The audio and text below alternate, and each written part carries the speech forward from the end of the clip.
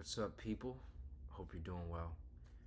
I wanted to make this quick video just for today. I'm trying to do a one a day type thing, but I don't know if I'm going to remain consistent on it. Um, Today's interesting. It was the first day that I wrote a script and couldn't commit to it. Because in the back of my mind, all I could think, and mind you, it was a good idea. I was happy with it. I actually been thinking about it for a day and change, which usually tells me it's a great idea. And I started writing it. Maybe like 2-3 pages in, I just was like, fuck this completely. Excuse my language. Because there's no point in writing something that I won't be able to film any time soon. Which there could be truth to that. There could also be, I know deep down some of that isn't true. A lot of it, actually. But it's also a thing where I used to send my scripts out to friends, man. I used to have people, when I had ideas, I used to be able to shoot scripts over to these people and be like, yo, what you think about this? Like, spitball with people. And they would give me some great feedback, and I don't have those people now. So it's just me. I'm back to square one, unintentionally. Which kind of sucks, I worked all this time to, like, build all these connections, have these friendships that I thought would last me at least a good part of, like, the initial part of my career. And I still haven't even started my career, really. And I've lost everyone, basically. Minus, like, a handful of people. But those handful of people I don't really talk with, so,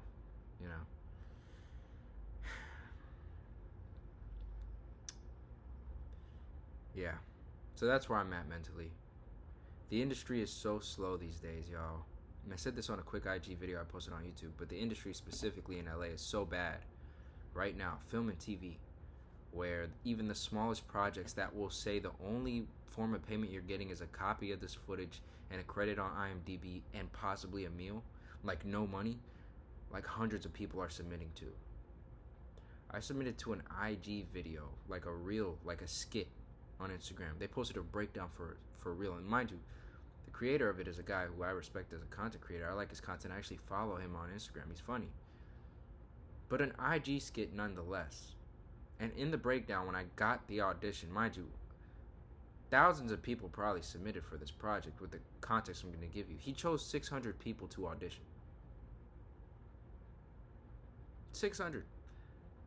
Like, these are numbers that you, like, when I was in the Southeast in Atlanta, you would see for, like, Marvel projects. Like, that would be, like, they'd have a handful of casting directors looking at each footage. We're talking one guy and, like, a friend looking through footage.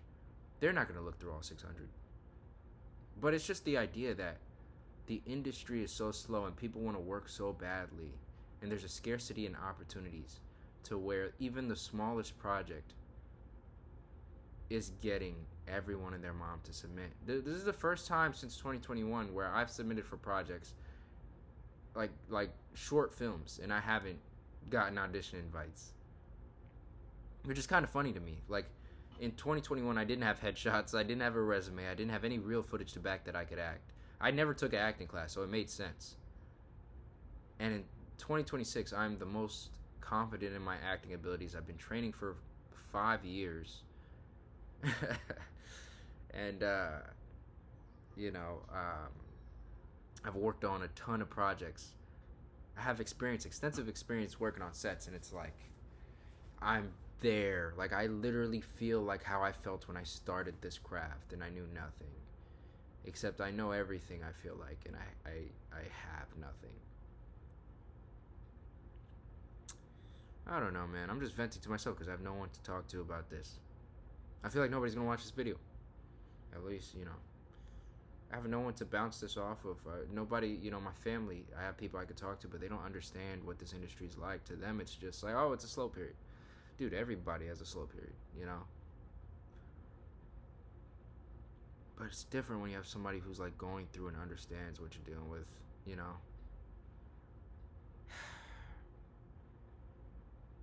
I'm mad at myself. I'm mad at myself for coming out to LA Why did I do that? I didn't need to.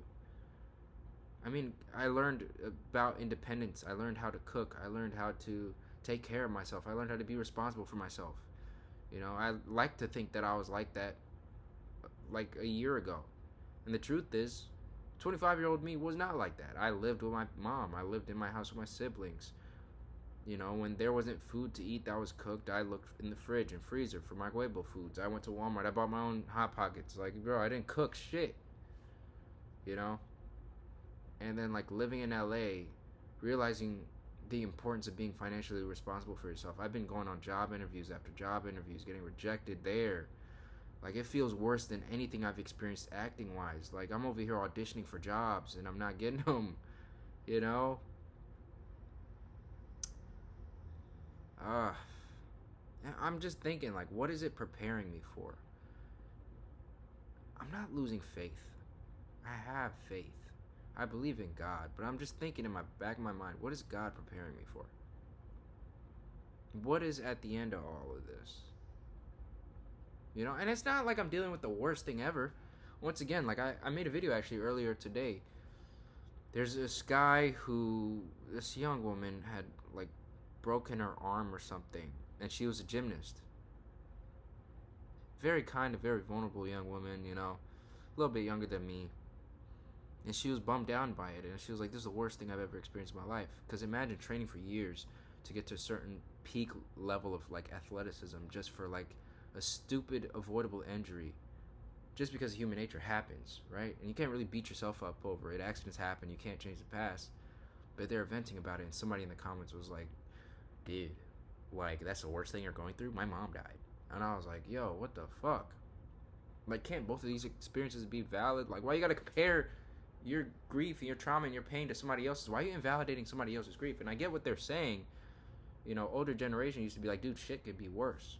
And they would compare their grievances to somebody else's. They'd be like, at least I'm not doing crack on the street. And it's like, yo, why are we judging that person doing crack on the street? We don't know how they got there. You know, why are we looking at somebody who's down on their luck at the worst moment in their life, being like, thank God that's not us. Like, that way of thinking is over. But anyway, all that to say, you know, I'm not trying to invalidate my own experience. I have a right to feel the way I feel. And I feel like this is the lowest point in my life. Not just because of acting, but because of other factors with other things I'm dealing with that I feel like it's been getting to a boiling point of just like, you know, 2022 for a lot of reasons I consider to be the best year of my life. And it wasn't. I had a panic attack that sent me into an existential crisis for a year. Every single day, this panic attack, I felt it wouldn't go away for like 8-9 months. Imagine dealing with a panic attack for 8 to 9 months. That was my life. Like, I get emotional thinking about it because it was the worst period of my life. I wanted to hurt myself. I didn't want to be here anymore. You know? Like, that was the lowest point in my life.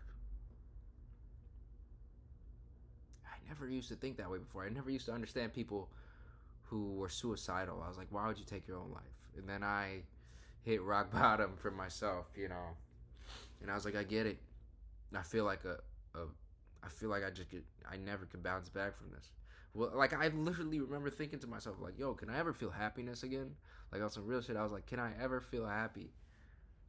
I just wanted to feel happy for a second, and I'm honestly grateful that I get to feel that each and every day for at least little moments. But still, I'm not trying to even compare my own current grievances to a past version of myself's grievances, because even my set of circumstances then were much different than mine now. But at least then I was more religious, because I felt like I had nothing else going for me. And I was literally on my last legs. And for, you know, I think that's what kept me alive. And every now and then I try to, like, you know, I try to pray, I try to give back, but I'm just not the best I could be, and I don't want to hit rock bottom just to get back to being a spiritual person, you know?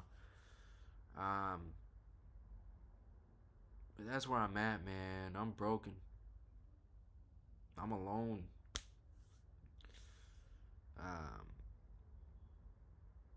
In the senses that I've described, you know? I know I have a family, you know, but just like, I'm miserable. And I just want to be I want to be financially stable. I want to be able to help my mom. I want to be able to help my family that's been struggling for years ever since I was young, man. I want to be independent. I want to be successful, you know. I want to be able to take care of the people around me. I want to be able to create things that are fun with my friends, you know. I want to help them bring their projects to life. And here I am, just like in my room, having a fucking existential crisis at 8 p.m. Like it's still sun outside. But it's the contracts, the juxtaposition between it being sunny and me just feeling like shit is crazy, and that's every day.